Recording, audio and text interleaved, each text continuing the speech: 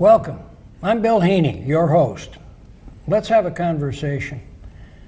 Today we have with us two guests who could talk for hours about the many fascinating things they have done in life, and quite apart from the subject we'll focus on today, because that subject is of special interest to Clarkston and the area community, as well as to residents of Oakland County.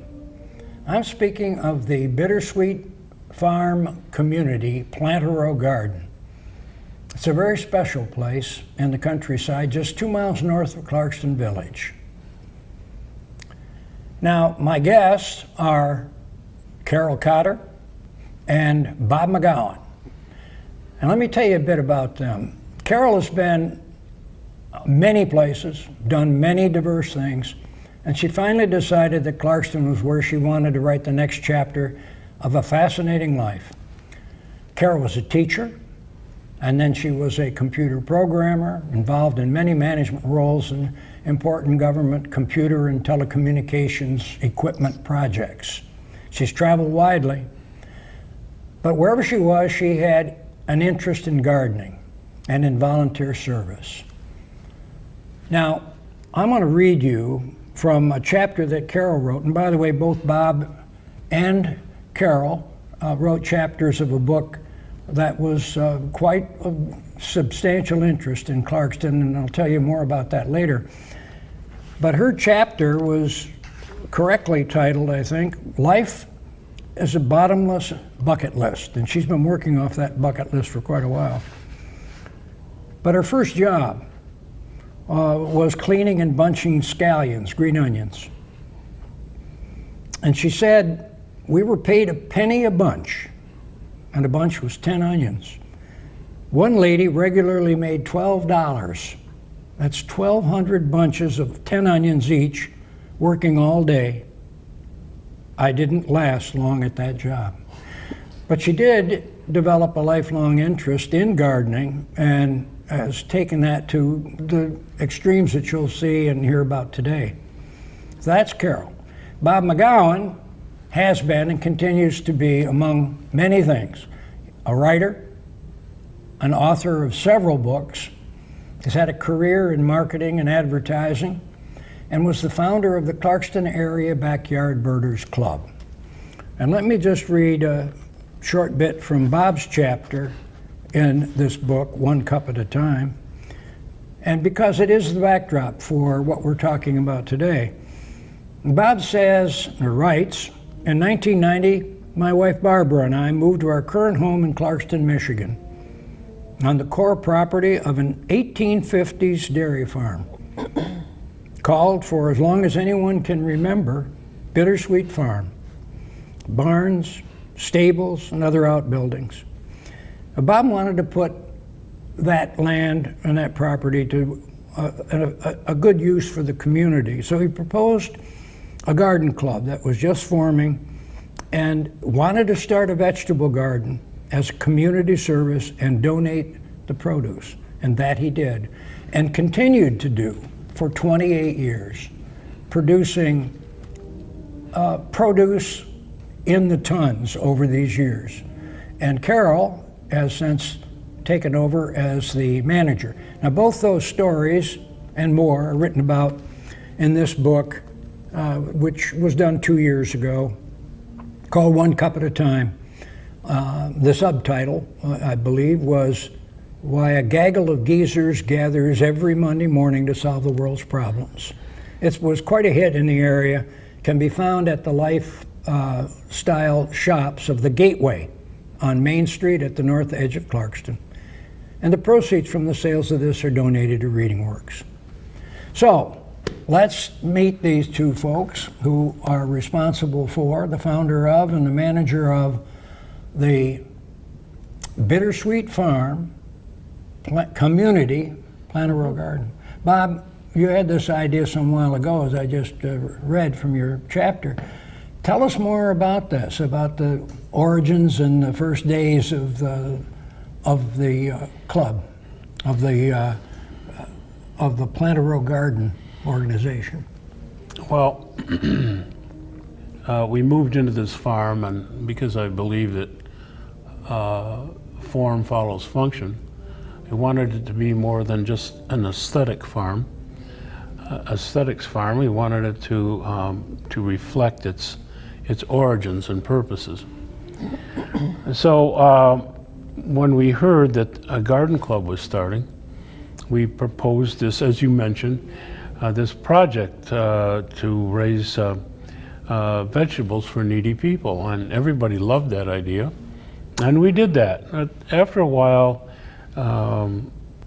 attrition set in, and due to sickness and relocation, and so both Carol and I separately took the Master Gardener's course, and in the course of that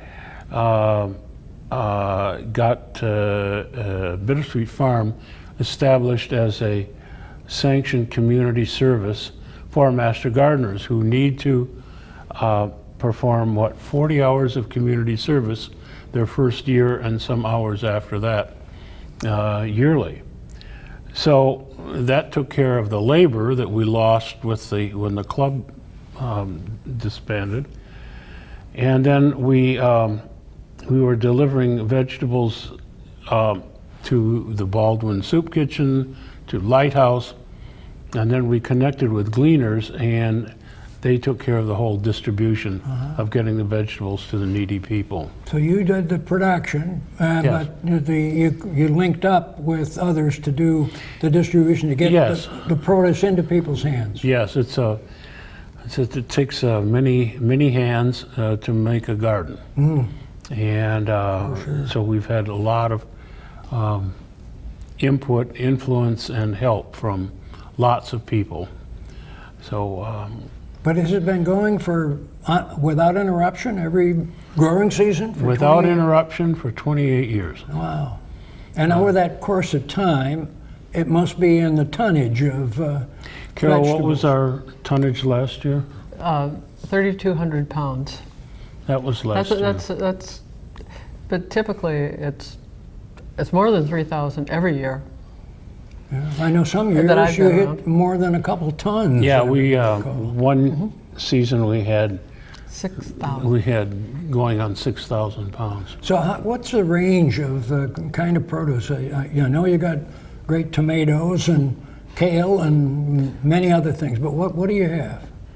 Tomatoes, potatoes, collards, Swiss chard, parsley, squashes, summer squashes. Can I tell you a little something about last year was me. a hot year. Last year we had a lot of sunshine.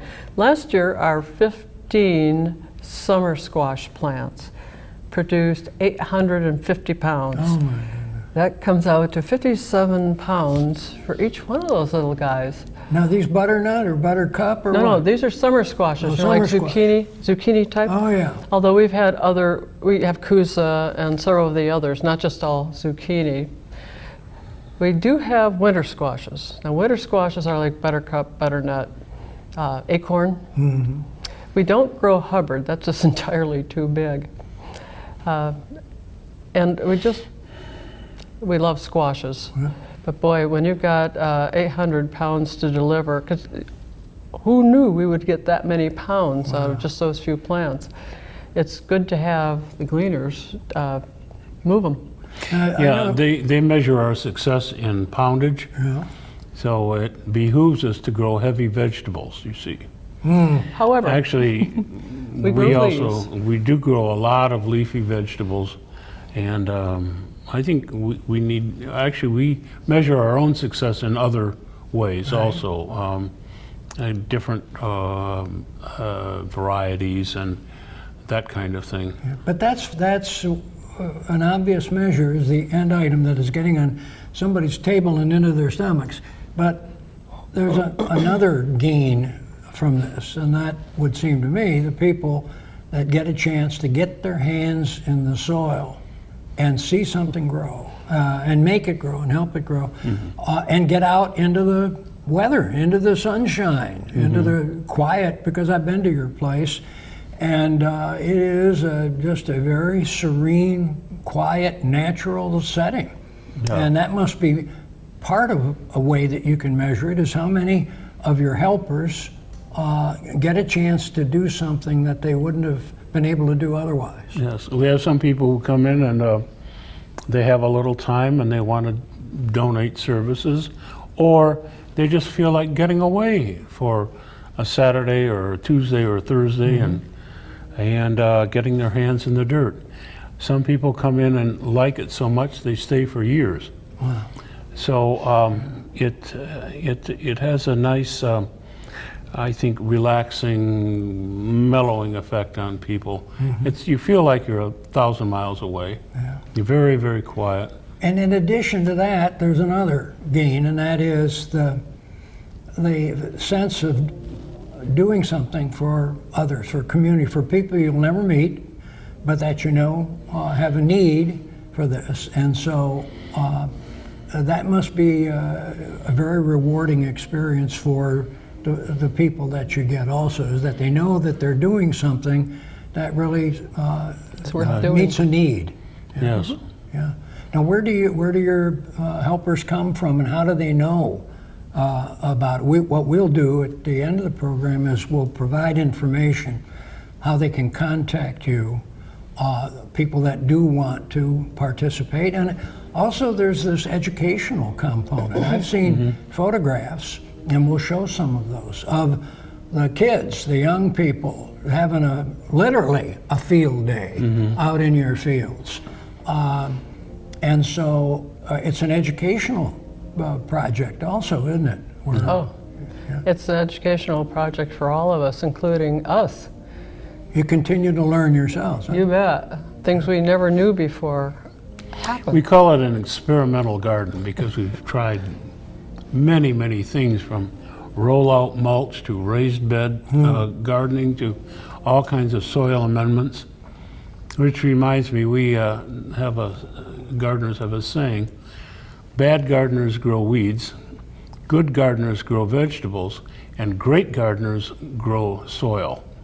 And so we've enriched the soil with literally many hundreds of bags of leaves, of lake weed, composted lake weed, of, we've had loads of manure, horse manure, and our own compost that we generate. And I know one more thing that you do that's relatively recent, I believe, is that you use previously used coffee bean bags to keep weeds down. And there's another tie-in. I know that you get these bags from the owner of Detroit Bold Coffee, A.J. O'Neill. Now here's a guy who his company is in Highland Park, and I believe he lives in Hazel Park, and yet he comes out here to provide these coffee bean bags, and they're from all over the world. I've seen them, let's say, China, Vietnam, Guatemala, El Salvador, Mexico, Costa Rica. It's like a United Nations out in your garden with all of these coffee bean bags, but you use them to keep the weeds down. Is that correct? And is this between the rows? The walkways and the rows, we cover up as much soil as we can to try to keep up with the weeds. Yeah. You know, if you pick up a coffee bean bag that's been sitting on weeds that are growing, you lift it up, pull the weeds out right off the bat. Plus, you'll notice that the ground our soil is sandy loam, so water could come in and just percolate right on through, right off the bat. If it weren't for the leaves and all the composting and these bags, we'd have to water a lot more all the time. The soil is wet. Growing vegetables is very demanding because vegetables pull a lot of nutrients out of the soil. And the benefits of our completely organic approach can help all kinds of gardeners, flower gardeners, people with small gardens. Of course, we're talking about a large-scale community garden, completely deer fenced, irrigation system. What else? Well, I know you mentioned this on the fencing, that you had an 8-foot fence built by another volunteer. Yes, this is by, right. Yeah, so that people who may want to have a hand in this venture, but are not necessarily interested in or adept at the gardening part, but want to contribute to it, can find a way. I think you had I don't know if you had a tool shed or Yes. some kind of a building built out there. Somebody did that. They did the fencing. So there are many ways that people can contribute their labor, their time, and their money if they want. Again, to it this takes a village to raise a garden. Your viewers can become part of this village and join in, and they might find it quite satisfying. But also, the Oakland Schools Technical School North with their horticultural program. This is Joel Berry is the director of that program. His students, as a community service, raise vegetable starts from seeds that we deliver to them in potting soil, and so they produce many flats of garden starts, which saves us a lot of time in the growing season, and they do just a terrific job. So that's another component of our community, another group contributing. Well, Carol, what are the jobs that are in most need of carrying hands as the summer goes along here? What is it that folks that want to volunteer would be doing? Well, not just weeding. Weeding is good. Weeding is important, but watering is also important. Those tomatoes drink up a lot of water, and even though the soil under the bags is wet, the tomatoes themselves are in the center of this. They need to still be watered. Things need to be harvested. When you're growing onions or anything with a big root, like turnips or beets, you need to keep pulling some out so the next one can get bigger and have some room to do that. Also, it allows us to start delivering things earlier. There are some things like turnips and beets and Swiss chard and collards that we can deliver starting in July all the way to December, because there's just more and more of that original plant. When the cucumbers expire, we replace them with turnips. So they're still getting rid of the old plants. The entire season is repeated starting in August. We've delivered as late as the first week of December the last couple of years. Lots of stuff. A couple 100 pounds, not necessarily heavy vegetables. We said about the leaves. Leaves have a lot of nutrition. I thought they were all just water until we read a few articles in the last few years of how really jam-packed with nutrients these leaves are. That's why we grow collards. We don't particularly eat collards, but a lot of people do. Kale, Swiss chard. We might find some others. We do have other visitors. We have bunnies. We have groundhogs. Oh, yeah. You see, they're not held out by the deer fence.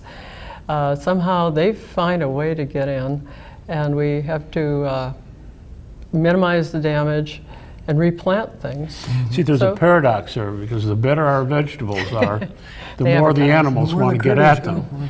So And what about bees? I know there's been collapse of bee colonies that is not on major. our place, You're- because we you're don't okay use on- any pesticides, Yeah. no chemicals of any kind.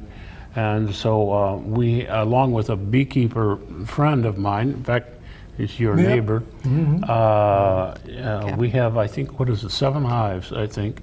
And they are part of our pollination program. And that's another extension of the kind of a community thing, because as Bob mentioned, Kevin Moses is the natural beekeeper and was looking for a place to put some of his hives. And we put him in touch with you because you were fully organic out there. Yeah. Well, this has been delightful, and we've only scratched the surface, as you're used to out in the fields, I know. But what we would like to do is to invite people who are interested in participating in any way in this very worthwhile venture and community service. And we'll provide the information to our viewers so that they can contact either or both of you, get further information on how can they have a hand, either in working in the fields or making some other contribution to the what I think is a wonderful venture. And in turn, we offer, for folks who are interested in this, a small plot outside the garden proper, but still tilled and maintained. For their own... For their own, grow their own That's vegetables. terrific. So, Yeah. And also, looking at it from the other way, you still take donations of produce from people that have their own gardens. yes, this is And important. because, as you mentioned earlier, distribution is a very big factor. And so would it be possible then for someone who had a superabundance of some vegetables to get in touch with you and say, I haven't got the wherewithal or the time to get it to the gleaners, may I bring it over to you? Would that be acceptable? Yes, we have had gardeners in the past who have their own gardens, who just would love to not have to deal with things that they grew because it's just too exhausting. And I remember one time going to Gleaners, and one of the fellows who used to come to the garden was bringing in his own bags of things right straight to Gleaners. I'd welcome him to come back and just give them to us since we're on our way there anyway. Excellent. And we do have other people who are planting. You remember Bob said that the children started the plants. Well, they planted everything, all the seeds we gave them, plus whatever they had left over from their plant sale. And we only have a 1/4 acre. And so we are donating tomato plants and peppers to a lot of people, some of which will come back to us to deliver to Gleaners because they would love to do it, but they don't want to deal with it once it comes out of the garden. Well, this is a community venture in every sense of the word. Yes, it is. And I want to thank you both. Bob, I want to thank you for having this idea 28 years ago. And it's really humbling to imagine the impact that this has had on so many people who would otherwise not have had those nutritious vegetables. And then for Carol for taking up the baton and managing this operation, keeping it healthy. So thanks very much, and I want to thank our viewers for joining in on another conversation, and we will be bringing another guest next month for another conversation with Bill. Thank you very much for watching.